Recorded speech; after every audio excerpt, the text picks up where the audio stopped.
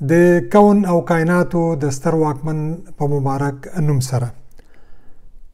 لکه د مور په غېږ کې هر مرغه ته ځای ورکوي، په دغه ونو کې لموږ مسلماني ډیره ده. باقره ځکه مې د هر چا نه خپل ځان راټول کړ، انسانیت خلکو کې کم او خدای ډیره ده. زما ډیرو قدرمنو دوستانو سلام او ښې چارې. په پیل کې د زړه له تل څخه دعا کوم چې الله تعالی د 2025 کال زموږ د نړیوال خټین کلي د 8 میلیارډه انسانانو لپاره د سولې د وږمو، نغمو او ترانو کال وګرځوي. لکه چې ټول په جریان کې یاستو، 3 ونې وړاندې په سوریه کې د حافظ الاسد او د هغه د زوی بشار الاسد خونکاره او مجرم رژیم او د هغې د اور او د وسپنې واکمني چې 450 کاله دوام وکړ، بالاخره د تاریخ په تورو تاخچو کې مهر ولاک شوه. په دمشق کې د سیدنایا په نوم زندان چې په بشري مسلخ سره شهرت لري، د نړیوالو اژانسونو د راپور له مخې په ټولې دنیا کې دریم خطرناک زندان وپېژندل شو او په تیرو 14 کلونو کې چې هلته د 1 لک نه زیات زندانیان وروستل شوي دي، د هغوی د 45,000 هډوکي د دمشق په خوا و شا په اجتماعي یا ډله ییزو قبرونو کې په نښه شوي دي. د بشار الاسد تخلص اسد یعنې زمری دی، خو دومره ډارن انسان و خو چې د تیښتې په شپه خپل یوازنی سکنی ورور ماهر الاسد هم خبر نه کړ او له 2 ټنه نغدو پیسو چې په هغې کې ډالر او یورو پکې وې مسکو ته وتښتېد. د سره صلیب او د العربیه د چینل د راپور له مخې د سوریې 90% خلک د فقر د کرښې لاندې ژوند کوي. زه مخکې له دې چې د سوریې د نوي مشر د هغه ضمني پیغور به ورته ووایم چې ویلي دي چې افغانان یا افغانستان یوه قبایلي ټولنه ده، د دغه ځواب چې ما یې په خپل همدا یوټیوب په چینل کې په عربي ژبه باندې ورکړی او د دې ویډیو نه وروسته زما عربي ژبه باندې ویډیو به هم له تاسو سره شریکه کړم، هغې کې ما ورکړی دی. خو د یو امانت او د یو پور په توګه د څو خبرو یادونه ماته اړینه او ضروري ښکاري.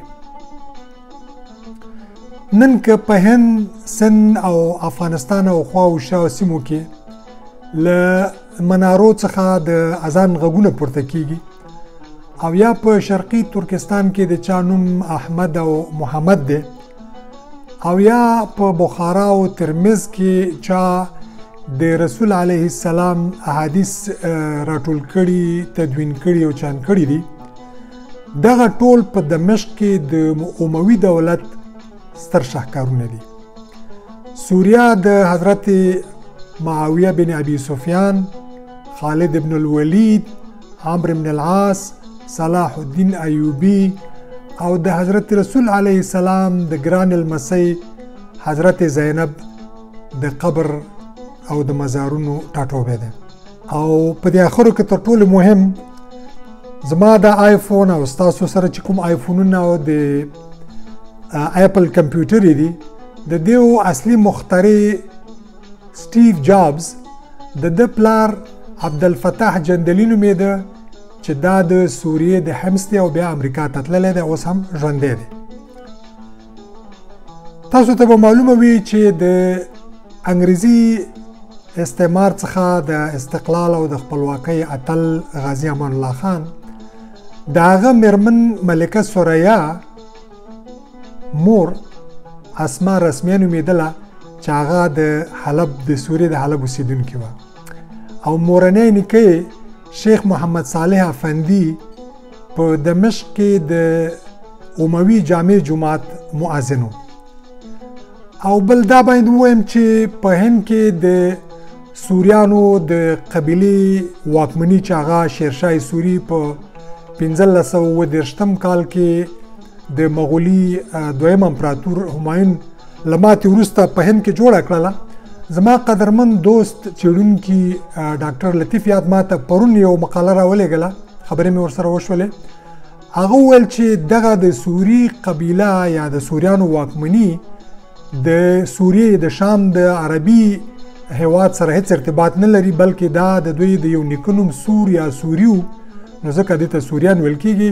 نو د سوریانو واکمني په هند کې د سوریې له هیواد سره کوم تړاو نه لري.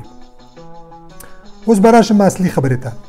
د سوریې نوي مشر د څرګندونې چې هغه ویلي چې دغه الفاظ دا دي چې افغانستان یوه قبایلي ټولنه ده، خو د سوریې د ټولنې فکر، چلند او طبیعت بل ډول دی.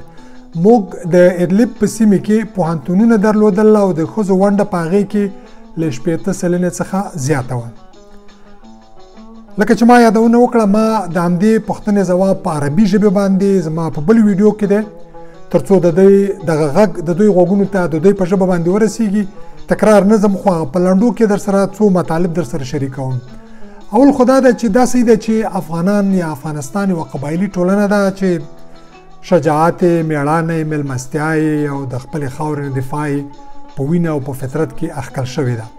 خو همدې قبیلوي ټولنې له نن نه 200 کاله وړاندې، یعنې په 1740 کال کې په ټولې سیمې کې په یو ډېر ځانګړي او خصوصي شکل باندې یو منتخب ټولواک او مشر درلوده چې هغه احمد شاه دراني دی چې د معاصر افغانستان مؤسس دی.